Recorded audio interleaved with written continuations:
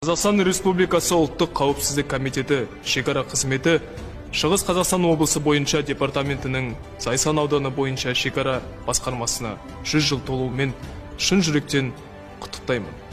Еліміз аман, жұртымыз тыныш болғай, еліміздің еңсесі биік болып, тұғырымыз мәңгі бақи көк аспанда, бейбіт заманда қалықтап тұра берсін.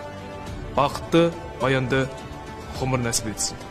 Аман болыңыздар. Құрметті достар, Светлана ханым осы қазақ бибилердің амбассадоры. Оны барлығымыз жақсы білеміз. Бүгінгі қазақ бибилердің мерекесінде Света ханым жарқырап жүр. Ал мына жерде назарларыңызды аударсаңыздар, Димашымыздың құрметіне арнайы жасалған дизайн, арнайы коллаборация осылай жасалды қазақ бибилерімен бірге.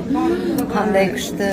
Күмістен, маржан тастармен және алтыннан жасалғандар бар.